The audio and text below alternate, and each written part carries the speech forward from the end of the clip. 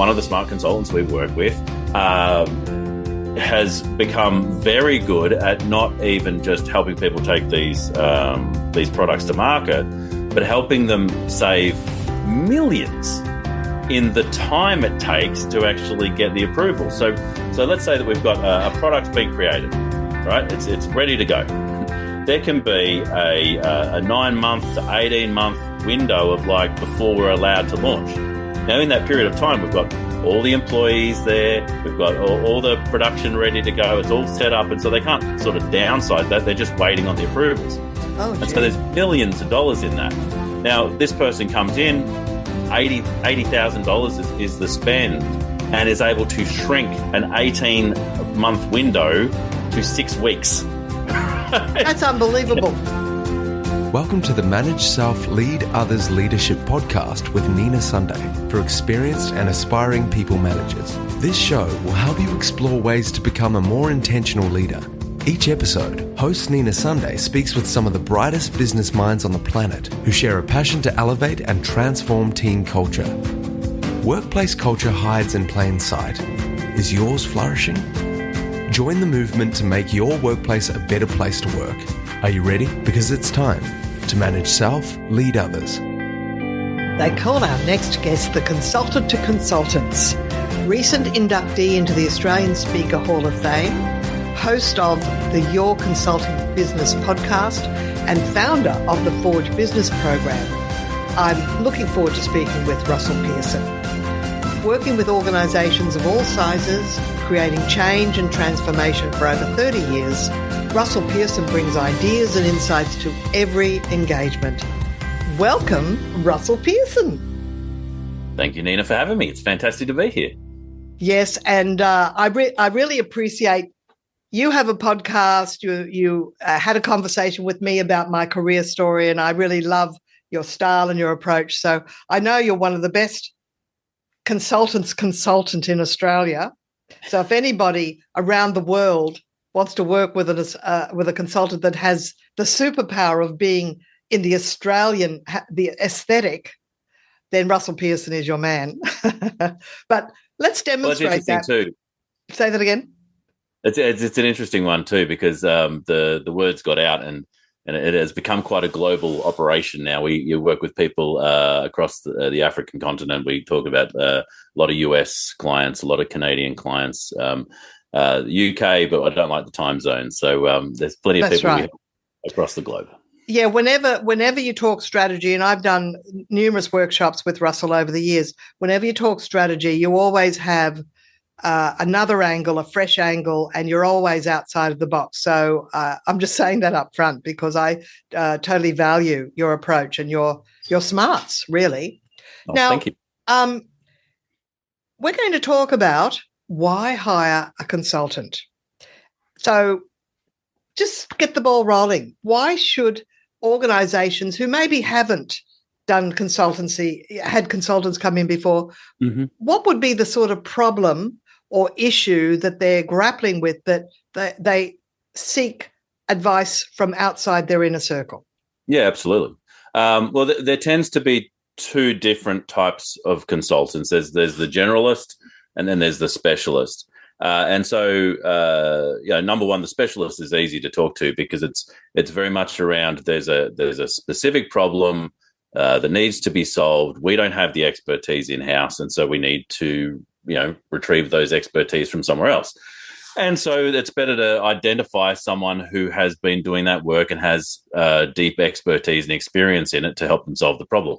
So that's one side of it. The other is the generalist, and a lot of people think, well, what benefit does a generalist consultant bring to the table? And it's process. So the generalist consultant is a process consultant, and so they've become very good at helping people solve problems. And so they may not even be the person who comes in and specifically does the change management or the transformation with the organization, but they prepare the organization. They actually take and potentially facilitate those people through whatever that change is to get from where the problem is to the outcome that people want instead. Now, that's just like a sense of the different types of consultants in there in broad strokes. But the reason you get someone in is because you don't know how to solve the problem yourself. Or do some people think they they should be able to, and they just persevere until actually the horse is bolted, and they kind of get consultants in to fix the problem that could have been fixed if they got that person in earlier. If you've done your due diligence and you've got a consultant who actually does have deep expertise and experience, they've been working in the space far longer than it takes to get a doctorate. We're talking about decades. And so they have the deep understanding of where you're at. And even if they're not from your sector, they understand the process of helping you get to a result.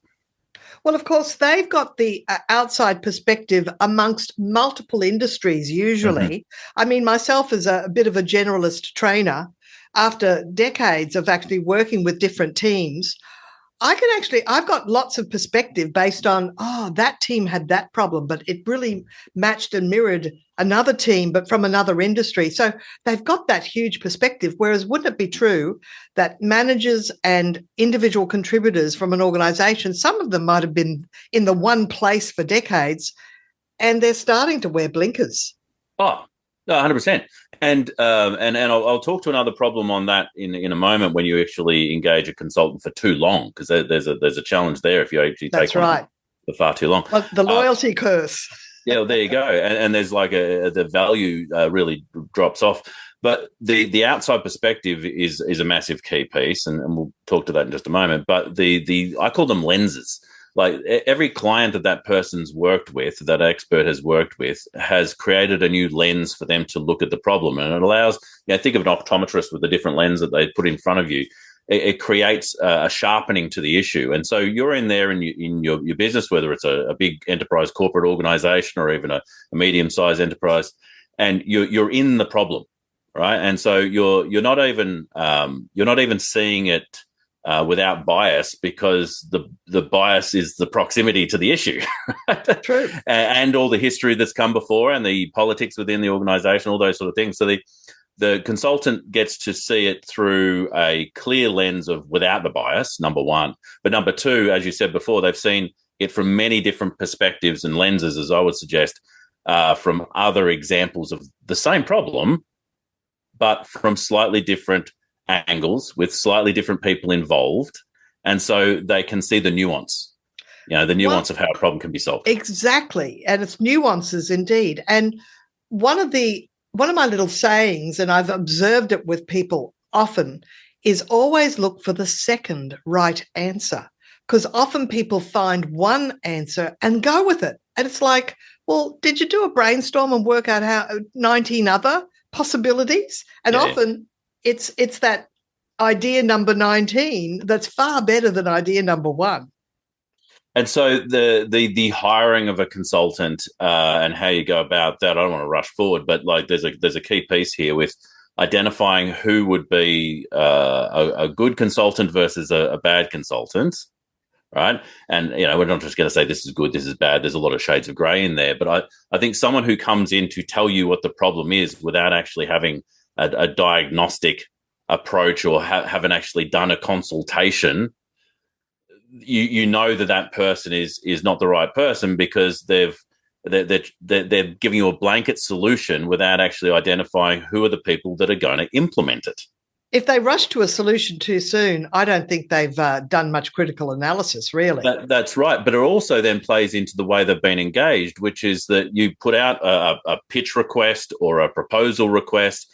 And sometimes those proposal requests is like, tell me specifically how you're going to handle this challenge. And any consultant who is answering that with this is how specifically we're going to do it is doing the client as much of a disservice as themselves.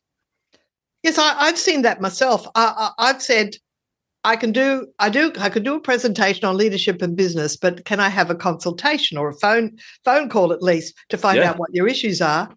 They went and engaged someone else who actually went through and said, well, I'll do this and I'll do this and I'll do this. And it's like, well, hang on, I could have done something quite tailored for you if you'd only spent 10 minutes. 30 years ago, I started my world in the design space. And in the design space, we always talk about the briefing step is the one that actually defines the end outcome. If you give a good brief, you get a good outcome.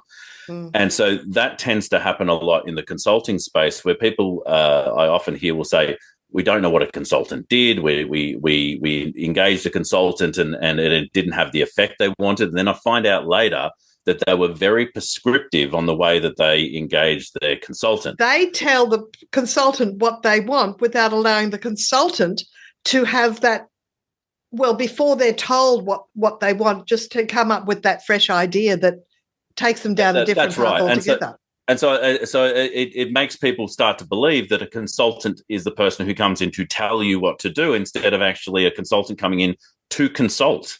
And so the consulting itself is a process. Can I share with you my problem with consultancy is that I cannot visualize it. I imagine someone gets hired based on a proposal and they come in and they sit in some hot desk in the office and they go and talk to people and then they go away and write a report. Is that kind of how it works? What do they do? So the old model of consulting would be that, and there's a big document that's made and it's handed to somebody and they feel like the weight of the document equaled the weight of the value in the investment, and they put it in a drawer and it never gets looked at again. And so that's certainly not the way we train consultants. And I talk about me being the consultant to consultants. Well, we help consultants build a consulting business. They're very smart. They have all these expertise, but it's how you actually work with a client that makes the outcomes more valuable. So your ability to work with the client now, rather than just giving recommendations, is a key part of getting to outcomes. To assist them to implement the recommendations. Yeah, and even if it's guidance and facilitation, oversight, the key difference is that we'll call it in the old days, or maybe it's even the myth days. Like maybe it didn't happen as much as people say it happened. But people would come in and give a recommendation and walk away. And I've been asked for that in the past, and I just say I won't do it anymore, because without actually collaborating on the design with the people that are the actual physical people that are going to implement it, you're missing pieces of your design. You're missing pieces of, like, what are their strengths? What are their weaknesses? And I'm not just talking about SWOT. I'm talking about, what are the preferences of this person? What are they going to shy away from? What are they going to avoid? How are we going to actually make this design for the strategy, for the problem solving that we're going to put in place? How do we make it the most effective given the resources of people, as well as all the other resources that we're working with, but especially the people, using those people to get it done? And, of course, people need to understand the reason the change is being rolled out. And sometimes the manager that engaged the consultant isn't the best person to explain that. And sometimes the consultant needs to explain their thinking. Yeah. To convince people it's worthwhile doing. And that's why there's stakeholder management. That's why a consultant needs to be a good communicator, especially these days. Ideally be in a place where they are able to mentor the organization. Now, I'll give you an example of a mistake that you'll get some impatient consultants making. And that's where they come in to fix the problem instead of getting the organization to be involved in fixing the problem. So there are consultants who'll come in and do the work for the organization, and they fix the immediate problem, but it doesn't fix the problem long term. They take them out of the organization because now it's fixed and it just falls back to where it was. All right, so that happens. Yeah. The other is that they actually put the person in there to plug the hole with their finger. And then they say, all right, the problem's fixed. And it's like, all right, well, I'm going to leave now. Oh, hang on, I can't leave because my finger's in the hole. If I take my finger out of the hole, we're going to be flooded again. And they become a cog in the machine. And then they've really disabled the company instead of enabling the company, because they've added too much of themselves into the process. And this is where you train people to be good consultants that don't fall into these pitfalls, into these traps. Absolutely. And so the challenge for a consultant these days is not just to be smart, but to be a master of helping organizations or individuals take the steps and enable them to do the pieces that need to be done. Now, that doesn't mean you're going to be completely hands-off. It means that you're going to potentially train at different points. You're going to guide at different points. Potentially, you'll even use more mixed modality than normal. So a bit more coaching than maybe we used to use, a bit more mentoring than we used to use. And I think that's really the future for good consultants, is to not be so stuck in your lane. And I find a lot of management consultants in particular very stuck in their formats and their processes, but to actually look outside of those and say, what are other facilitation methods? What are other modalities of change that you can bring into your work? And we are in a world of rapid change, and systems and processes that worked 10 years ago, maybe 5 years ago, that they need to be modified these days, and especially to include the AI element, which is we need to be, all of us need to be actually tinkering with AI, so we're not silly with it or naive with it. Yeah. Anyway, that's another story. Yeah, and I think all consultants should be using some element of AI, even if it's just a brainstorming buddy. Yeah. But there's, on the flip side, you can see some consultants come in and appear much smarter than they are simply by asking the AI to give me the top 10 trends in the sector I'm about to walk into, and I'll I'll share that with the room and I'll talk to that. Oh. But in actual fact, the real key of understanding if this consultant is going to be the one who's going to be able to work effectively with you is, do you feel understood? And yeah. I'm going to give you an example. I was lucky enough that when I was teaching speed reading for, the New South Wales Department of State Development, which they actually funded small business to do a business plan. And in the break, one of the consultants asked me a few questions. What's my turnover and how many staff? He said, "Oh, you qualify. You qualify to for a business plan grant." So he said, "I want to encourage you to make the application." So I did that. I got it, and I could pick from 3 consultants, and they each came in for a one-on-one conversation in my office. And it was really funny that the second one, when he spoke to me, as he was speaking, I would actually zone out, and I would go, "Nina, you're zoning out." And then he'd start talking again, and then I would zone out again. I went, I am not getting this person. So he was definitely off the list. Number one was definitely a possibility. And then the third one, he was actually the president of the Management Consultants Association. He and we got along like a house on fire, and he was such a counsellor, a support for the period that he was working. And I used that business plan to then seek venture, a business angel investor. I'd read this book, bestseller in Australia called Enterprise and Venture Capital by Chris Gollis. I read that book, and he said what you do to grow is you sell percentages of your business and get funds to get capital to grow. So I went, that's what I'm going to do. I'm going to follow that strategy.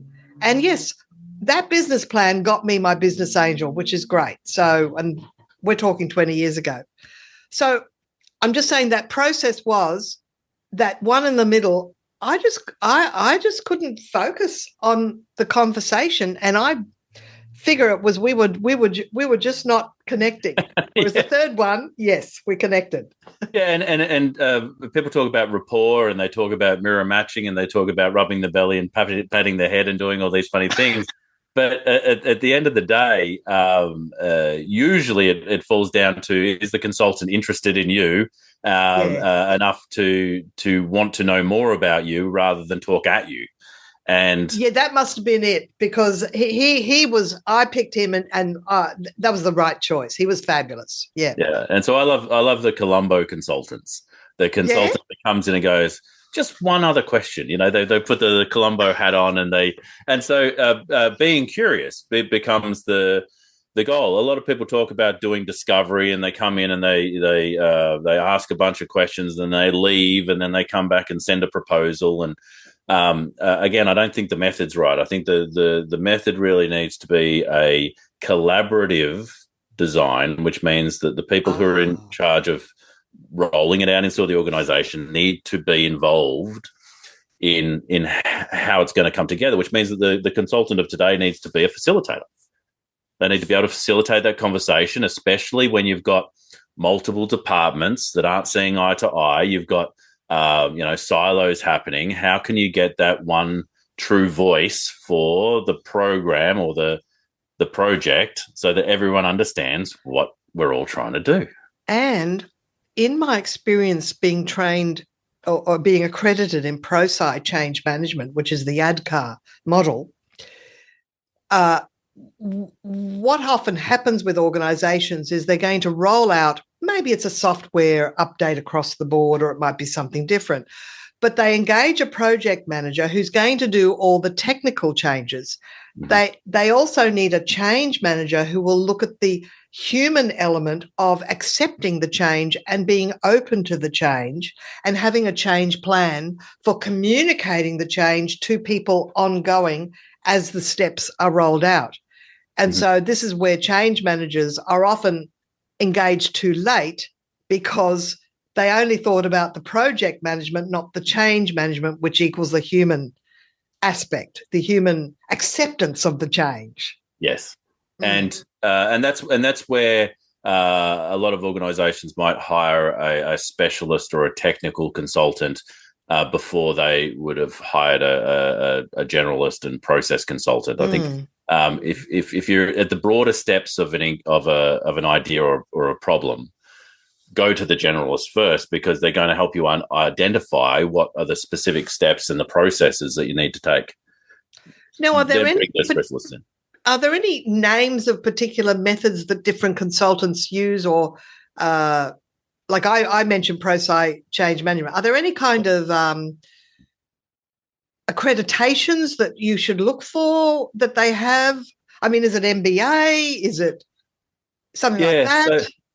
So there are obviously MBAs. There are certified management consultants. There are all these little acronyms that you can have at the end of a name. But in my experience, they don't add up to the result that you might be looking for.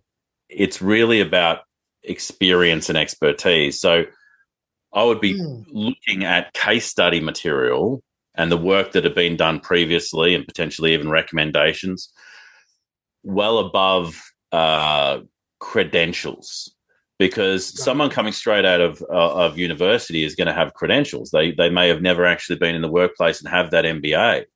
And so they've got expertise, but they don't have wisdom. They don't have the ability to apply. There's a perfect movie, a George Clooney movie called Up in the Air, about that. I saw it again recently. Yeah, and the consultant comes in to show the company how to fire people. and it's all theory. Yeah, she'd never fired anyone before. And so, it's a very different, what's Mike Tyson's famous saying? Everyone's got a plan until you get punched in the face. So, yeah. Right. All right. Well, okay. So I'm a manager of a team. I'm employed by a big organization, and they've given me a budget to find a consultant, and they've given me authority. Of course, there'll be collaboration. What should I be looking for to shortlist a consultant that I then introduce to the board or my senior leader? Yeah, absolutely. So hopefully you've got peers and mentors of your own. If you have, I would definitely speak to them for recommendations, because they've been around a little while. At the very least, they're going to know who to ask for those recommendations. Taking it just to tender or putting it through a tender board is sort of rife with problems. There is a lot of, let's say, nefarious organizations, not necessarily anyone I'm working with, who will come out and just sort of bring in a cheap price to get the first engagement to get into the organization, then just work on like opening up the project, and it just can become bigger than Ben-Hur. And so you're looking for those recommendations. You're looking about who can I speak to ask. Now, if you're not sure who to ask, there are places like the Institute of Management Consultants, and I've got a good connection with them. You can talk to their president, and the president can identify some people who might be on a short list. And the thing with talking to those presidents is that their reputation actually sits very, very closely to their recommendations.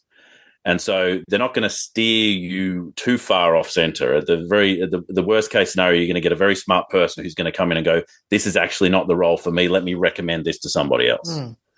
Yeah. So recommendations certainly the way. And I would lean on your mentors and your senior leaders to identify people that they've worked with in the past. I think that's always a useful process. A question you might want to ask is,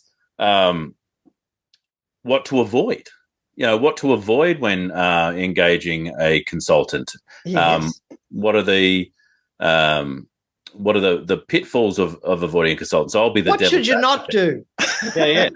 What should you not do? And so I sort of mentioned it before, but especially if you're new into an organization, I think that your opportunity, if you want to be someone who gets things done, is to really understand how the business engages consultants and how it uses its budget. So you'll have maybe you'll have a procurement part of the department inside the business. Maybe there are certain people who have to sign off on your recommendations. Understand that up front so that when you actually select the person that you really want to work with because they're ideal, that you can champion them through the organization rather than having to actually go through the longest version of what red tape looks like. Yes, I've had that sometimes with organizations, becoming a new vendor. Yeah, becoming a new vendor. And so usually if someone's been in the organization for more than 10 years, they'll know what landmines not to step on. They'll know what is discretionary spend. They'll know when a certain budget hits a legal review. They'll understand all these different requirements. So if you do not know that yet within an organization, again, if you want to be someone who gets things done, then understanding what are the paths to enable you to get those done becomes key. And I find a lot of people who have smaller departments where their budgets can be sometimes smaller, they've got smaller resources, maybe marketing, maybe L&D, they will have to get good at understanding that stuff so that they can actually get change into the organization, right? So understanding how the business buys, I think, is a massive key. A mistake in that, though, is then just broadly going out to tender with a specific problem that you want solved in a specific way. So most people who are experiencing a problem don't have the expertise because they're in the problem to do a unbiased diagnostic. All right, so to understand what is actually happening and then what is the best solution moving forward. And so I have seen businesses put out to tender, rather than a consultant to fix a problem, a consultant to actually implement a solution. Right. And so, so implementing a solution means we've already solved the problem, and now we're taking steps to solve it. But that doesn't make sense for a consultant, because a consultant needs to consult. And so that's the space for a service provider, right? So if you're going to that's the difference between a consultant and a service provider. That's it. Very interesting distinction. And I'll just at this point say, some years ago I won a tender for change management where they specified they wanted training delivery on Cotter's 8 steps. What they didn't say is our department, a Queensland government department, is closing down, and this is actually transition training for people to empower them so they can get another job. We didn't know that when we answered the tender. Yeah. And we actually had to redesign the program because it wasn't about, for the people that were actually most affected, they didn't want to learn Cotter's 8 steps. And that's where sometimes, rather than trying to put out a tender or a request a quote on the entire engagement, it's far better to just break it up into its smaller parts and say, can we have a review? Can we do a scoping? Can we do a small piece, even before the strategy? Can we just see what's going on? Right? And it means that you're not going to have to spend $80, $100, $200,000 plus on implementation. You just spend, $10,000, maybe $15,000 on some real solid and an effective, not even research, but assessment. Right? Assessment on what's actually happening, so we can start to address what we need. So starting out with, you're a manager of a team, you feel that you could benefit by getting some fresh ideas from outside. And honestly, there are some ideas people, they just download idea after idea, and that's who you want, because then you can pick and choose. They also have to make sure that they get all the permissions, internal permissions, right. So in other words, you don't go getting quotes from consultants, because they take an hour or two to do, maybe longer, even just to send the quote, without broaching it with senior leadership and say, what do you think of this approach? What do you think about my getting an external consultant? Yeah. And really doing a business case for it. And to that point, without throwing ego on the fire, some of these people that you're looking to engage with are the best in the world. Right? They are the person you absolutely want in the business to help you solve this problem. And so putting them through a process that's going to be onerous, or putting them through a process that's going to make them not want to work with the organization is not the best way forward. Now, a lot of people put a lot of effort into engaging good talent when it comes to employees. But they don't think about the same thing of engaging a consultant. Now, a consultant was an employee at some point, but they aspired further than that, and they worked a lot harder than that, and they actually got to a point where they are some of the best in the world. And so making sure that you're engaging this person in a way that it's going to be the most effective for you is a real key. So I think speaking to these people rather than it just being written is allowing for that time to actually have a conversation is a big smart move you can do early. Do some of your consultants find that companies engage a consultant only want to email briefs and will avoid a telephone conversation? Yeah, and look, there's benefits for having written communication. There are reasons to do it. There's some leverage in it. But just because the greatest example is you engage a consultant through a written communication. You haven't spoken to them. You don't know what their style of communication verbally and physically is. They come into the organization and they can't lead the process. Now, a consultant these days needs to do what a coach used to do, which is pace and lead. They need to be able to come in and pace the organization, what's going on, what's currently happening, tap into where we're at, meet them where they're at, and then lead the change. So we're talking about they'll conduct a meeting where they brief people on what's going to happen, and then they have another meeting where they keep people up to date with and maybe assign tasks and roles, or is it not like that? Well, I mean, you can, and people do, but I mean, a simple way of just of getting that communication is the visual. So, like, here is a line, right? And here's where we are, and here's where we want to go, and here are the milestones that we're going from here to there. And I think knowing what those milestones are, not in a gentle, soft cloud-like way, but in a very firm KPI-driven. We will know we're here when X happens. Right. Yeah. Yes. Allows you to see the milestones and know what point you're up to and see how far you've traveled.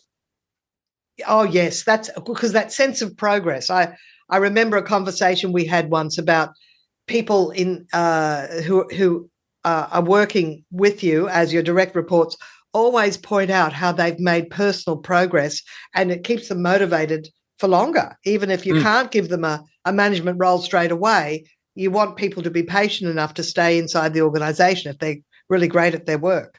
Yeah, so breaking down an engagement into smaller parts, and ideally that the consultant, a smart consultant, will be doing that with and for you. But breaking it down to its smaller pieces, sometimes you can bite off far more than you can chew in the trying to solve a problem. You try and solve it in one step, rather than actually breaking it down to its parts. And some stories that come to mind just thinking about that is we once worked with an organization and we were putting change into the communication side of the business. And because of certain upper management and how the change happened in that management, there ended up being 3 different communications directors that changed over in the one project. Right. Which means communication directors, really responsible roles. Yeah, that's right. And so the one left, another one came in, that one got turned over and came out, another one came in. And so the project's running, and you've got this new lead coming into a project that's already running, and the consultant, which is us at the time, was actually like keeping it on track and onboarding them yes. into their own role. And it was because back then we didn't probably lead it as well as we could, because we should have chopped it into smaller pieces. Yes. More easily attainable pieces. And more modular approach. And then if there is a turnover in personnel, it can be accommodated. Because the biggest thing that happens probably more often than not is international buyout, and your organisation changes completely. Oh, and, yes. We're not doing that anymore. CEOs leaving their position, let alone middle management, and you'll put a project that you spent 3 years because it's taken that long to get it. We're ready to go. And then new senior office that's just bought your company says, no, we're not going to do that. It's because it was too big. I'm really keen for a story, a story that I can visualize of a consultant that was engaged, and really a dream story, a dream situation where the consultant came in, they operated this way, and the potential outcome. Okay. Have you got something like that? Yeah. There's all sorts of stories. We've got some really smart people that we work with in the Consulting Guild and the Forge. These are the programs that we help consultants work on. And we hear about their outcomes that they create. And there's some amazing people who work in market access, for instance, and they come in to work with pharmaceutical companies or IT companies, and it's about how do we take this new product to market, because not only is there the challenge of getting it to market in more of a not just marketing but a communications point of view and positioning, but there's also the red tape, especially within pharmaceutical, of like how do you actually get this thing through its red tape to an outcome. You've got like how are we going to go to market? So that's more of a launch side of things. But on the other is how are we going to get our product to be allowed to launch, right? Right. So you've got the FDA in America and the TGA in Australia. That's right. Your government bodies that approve a product. And so there's vehicles have same sort of regulations. There are other industries that have these regulations. Now, one of the smart consultants we work with has become very good at not even just helping people take these products to market, but helping them save millions in the time it takes to actually get the approval. So let's say that we've got a product being created, right? It's ready to go. There can be a 9-month to 18-month window of like before we're allowed to launch. Now, in that period of time, we've got all the employees there. We've got all the production ready to go. It's all set up. And so they can't sort of downsize that. They're just waiting on the approvals. Oh, and so there's millions of dollars in that. Now, this person comes in, $80,000 is the spend, and is able to shrink an 18-month window to 6 weeks. That's unbelievable.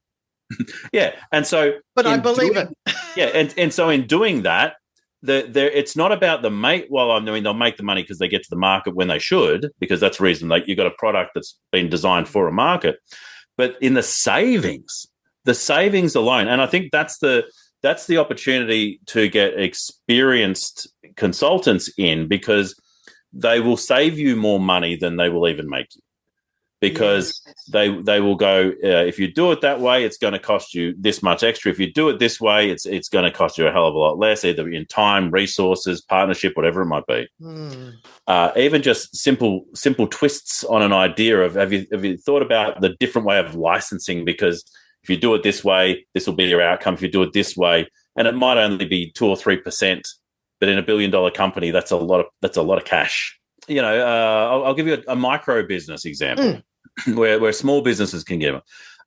Working when we did this, and it was really heartwarming actually. A woman running a professional conference organizing business, been running it for 35 years, pretty much doing it on her own.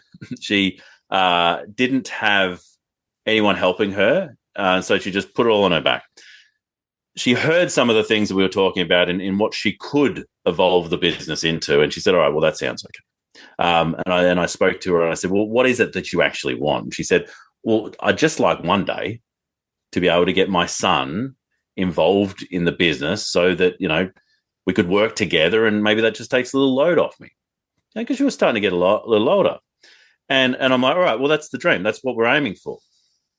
And I said to her, all right, well, so if we want to do that, we're going to have to increase your market exposure. We're going to have to increase your opportunity so you've got more people coming to you. And there's going to be a little bit of additional work maybe to do because you'll have more clients coming in. But at that point, you can bring your son in. And so she was like, okay. I was a bit worried about what to do. And I crafted just a simple communication for her. I said, okay, now send it. And she didn't send it. And then a week went past and I said, let's just send it. Absolutely, I'll send it. And a week went past, she didn't send it. And so I said, all right, let's talk about why you're not sending it. Yeah. And we talked about her fears and her concerns, and she broke down. She was in tears, and she was like, she was scared of the change. And this is the thing that I see in large organizations as much as small, is they don't fear success. They fear the change to reach success, like who they either need to become or what they would need to do. And they fear all these, what could happen on the way through pieces. And we agreed, and I worked with her there and then I said, send it. So I couldn't do it first. She had to do it herself. She sent the communication. She took a breath, and then we heard her email go bing, bing, bing, bing, bing, bing, bing, bing. She had 270 responses to a simple communication saying that would you be interested in doing a thing? And because so you co-wrote or you wrote marketing material. I coached and consulted her to write it herself, and that was the key. It was about her just taking the step. And for a majority of companies that we work with, whether they're big multinationals or whether they're small independents, it's about taking the step and enabling them to do it. So she took the step, and then all these conversations happened. We helped her manage it. She managed it quite easily. 6 months later, she goes, I don't know what to do next. We've started to grow. And I said, you know what it is? It's time to engage your son. And she broke down again, this time happy tears, and her son was on board within the next 6 weeks. And she's just gone from strength to strength. Once she actually engaged her son, her mindset shifted. She became a different type of manager, and now she's employed 3-4 new people and is growing the business from an owner's seat rather than the person who's doing the work. Wow. And it's just an analogy that analogy of her specific story is I see it happen throughout all sorts of organizations at all sorts of levels. There is often a challenge by the leadership or even the middle management to not want to change too much because it'll personally affect them. They would like the success, but at what cost? And so they imagine all these costs. And so to have someone there who's been through it multiple times, who will know where the pitfalls are and actually can be there to support them when they need the support, and can be the vision for them when they need to be able to see what the next step's going to look like, that on its own is a massive benefit of having a consultant on board. Look, I really appreciate, Russell, you doing this deep dive with me, because to me it was pretty grey and abstract what consultants actually do, and you've really put a spotlight on it and made it clear. So how can people work either with you personally or with anyone that you've trained? Yeah. Well, you can always reach out to me. russellpearson.com is a website. It'll be on the show notes, of course. Yeah. Yeah, double S, double L, the way Russell should be spelled.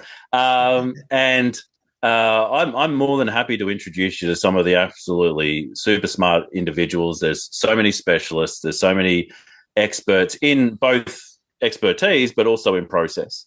And, from time to time, we do work with clients still, but I get the most benefit out of being the sort of the stone that drops into the river and or the pond and all the ripples come out. So I if I can enable the consultants to enable you, I've done my job. Yeah. Well, you're certainly a smart cookie, and I've actually worked with you over several years in my collaboration with Professional Speakers Australia, because you were a past national president, which is top honcho. And I've always been totally impressed by your ideas. And every now and again, you'll do a workshop and I go, oh, yeah, I'll do that one. I always walk away with a ton of ideas. So you're fabulous in that respect. So I reckon anybody listening can they subscribe to a newsletter or anything? Well, I mean, the easiest way to see what I'm doing is I've got a podcast, and Your Consulting Business podcast is where you can hear the sort of things that we listen to. We have all sorts of different resources we make available from time to time. Sometimes they are for managers within businesses, and other times they're for people who are emerging consultants. Lovely. But happy to support you and point you in the right direction. Well, that's the other thing, is there might be someone listening who actually thinks I'm an ideas person, I'm not being appreciated, and I might go out on my own. And then there's the old adage of you thought you were working for an idiot, and then you realize when you worked on your own that you definitely were. So, yeah, I mean, people who are thinking of starting their own consultancy, definitely come and talk to me. There are some things that we can actually help you do to make sure that you don't have those early business wobbles. So the podcast is what is it? Your Consulting Business. Your Consulting Business. Yeah. Lovely. And it's on all the audio. All the audios. We've got it on YouTube as well, because it's a video podcast too. And, go over there, subscribe, and, reach out from time to time. Thank you for your time today, Russell Pearson. It's been a joy and a delight. Always lovely talking with you. Thanks so much, Nina. My guest this episode was Russell Pearson, who is the consultant's consultant and host of the Your Consulting Business podcast. My name is Nina Sunday. This is the Manage Self, Lead Others podcast. And tell a friend about our podcast, because the listenership is growing. We seem to have listeners from all around the world, and you can watch us on YouTube as well. C-Suite TV, Spotify has the videos as well. So take care. Until next time, bye for now and enjoy good things. Nina Sunday is on a mission to help leaders transform culture. To book Nina Sunday CSP to speak at your conference, visit ninasunday.com to request a proposal. Nina travels from Brisbane, Australia for in-person presentations Australia-wide. Twice certified virtual presenter, Nina Sunday presents virtually, globally, for any time zone.